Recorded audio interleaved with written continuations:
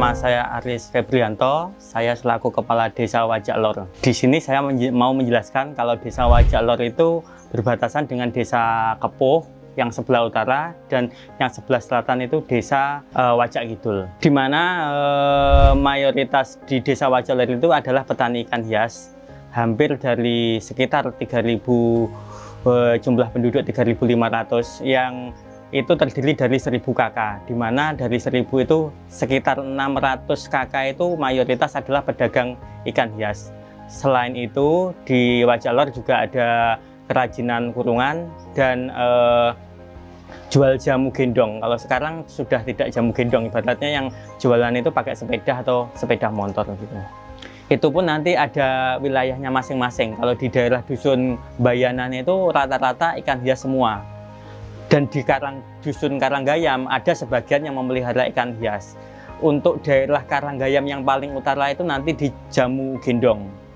Kalau untuk pengrajin kurungan itu ada di jalur tengah, di Balai Desa ke timur. Itu pun juga tidak terlalu banyak gitu.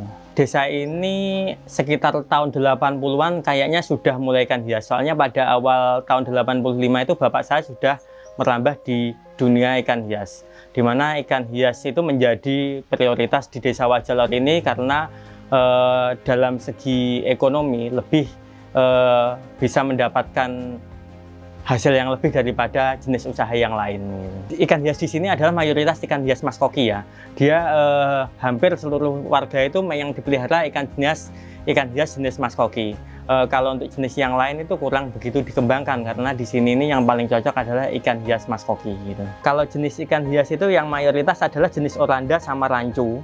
Itu dari segi nominal penjualan itu emang bisa lebih mahal, perawatannya pun juga dia bisa lebih besar maksimal daripada jenis ikan kayak riukin. Dia bodinya pendek, jadi umpama besar sampai maksimal pun ini agak susah.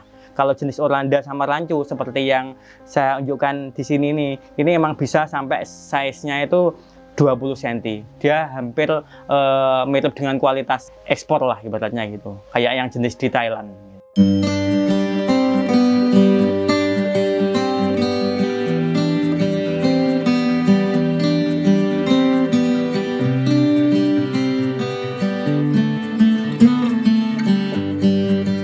Perkenalkan, nama saya Pak Minto, petani ikan di Desa Wajak Lor. Kalau saya sih belajar dari orang tua ya, mulai kisaran sekitar 84. Udah mengenal dunia ikan koki, udah piara ikan koki gitu di sini. Terus sejak itu saya yang mulai meneruskan berternak koki, ikan koki ini gitu. Dari pertama kita kan harus milih dengan indukan yang bagus ya, biar nanti anakannya itu bisa istilahnya bisa maksimal lah, bisa bagus gitu. Dari mulai pemilihan bibitan induk yang bagus, pejantan yang bagus gitu. Habis itu kita grooming udah siap bertelur, kita grooming, kita breeding. Habis breeding kita telurin dari nelor sampai umur 2 minggu, 3 minggu kita singkir dari yang jelek, yang nggak masuk dengan kualitas ikan pasar, kita udah dibuang dari kecil gitu. Jadi habis itu kita pindah lagi ke tempat pembesaran. Dari pembesaran kita kasih pakan dengan pakan yang bagus, dengan ganti air yang bagus. Itu nanti jadinya juga bisa maksimal, bisa bagus juga. Dengan pemilihan milih dari pembibitan itu kita harus semua sortir yang nggak masuk dengan kualitas ekspor. Itu kita pisahin sendiri buat pasar lokal pasar gimana gitu bisa. Kalau buat ekspor itu kan standar kualitasnya kan harus ada. Itu kalau nggak kita bisa milih dengan kualitas ekspor, itu kita nggak bisa masuk di pasar ekspor itu. Kalau buat perawatan hitungannya ya sama lah dengan ikan biasa, dengan ikan basus sama. Kalau kendalanya sekarang ini di cuaca ya. kadang cuaca ekstrim kayak hujan terus gitu, suhu air itu selalu turun, pH-nya turun, itu juga ikan bermasalah juga. Ya sekarang ini kita juga ngikutin dari perkembangan cuaca ekstrim.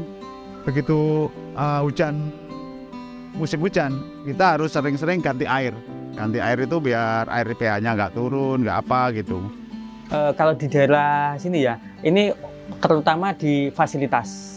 Kita berani untuk membuat kolam valut dengan ukuran 3 x 3 meter itu dengan biaya sampai 25 juta. Sedangkan mungkin dari desa lain itu untuk membuat kolam ini takut. Dia lebih suka membuat kolam yang luas dengan ikan yang diisi banyak. Tetapi dari segi penjualan kan kita menang. Umpama ini kan pasar, segini paling 10 sampai 15 ribu. Kalau kita pelihara dengan kolam yang seperti ini bisa sampai minimal 100 ribu lah, itu masih bisa laku gitu. Kalau di sini ya, kalau udah di kolam valut begini dengan pemeliharaan yang bagus, minimal 100 ribu sampai jutaan. Mungkin sampai 5 juta, 10 juta mungkin juga bisa untuk satu ikan.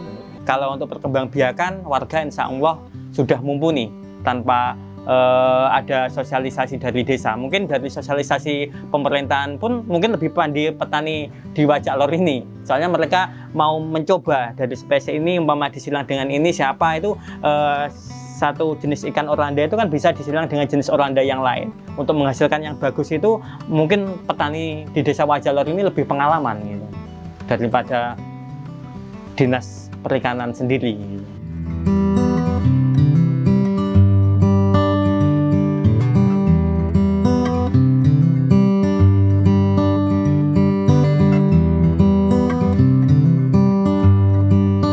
Pengrajin kurungan itu di sini tuh kualitasnya yang kualitas biasa sama menengah. Soalnya kalau kualitas yang bagus itu kalah bersaing sama Solo biasanya. Kalau Solo itu ibaratnya kalau membuat kerajinan itu lebih detail, lebih inovasinya lebih banyak. Kalau di sini itu ibaratnya yang kurungan-kurungan kualitas agak biasa.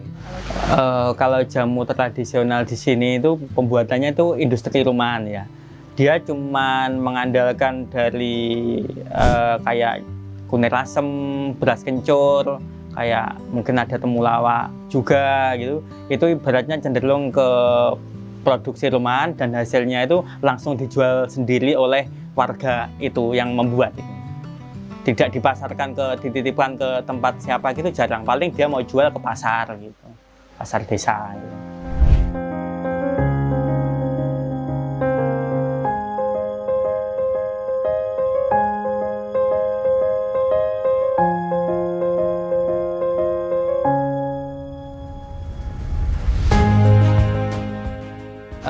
Saya berharap desa Wajak Lor ini lebih go internasional ya. Ibaratnya dari petani itu yang bisa membuat kolam valut begini kan memang membutuhkan biaya yang sangat besar.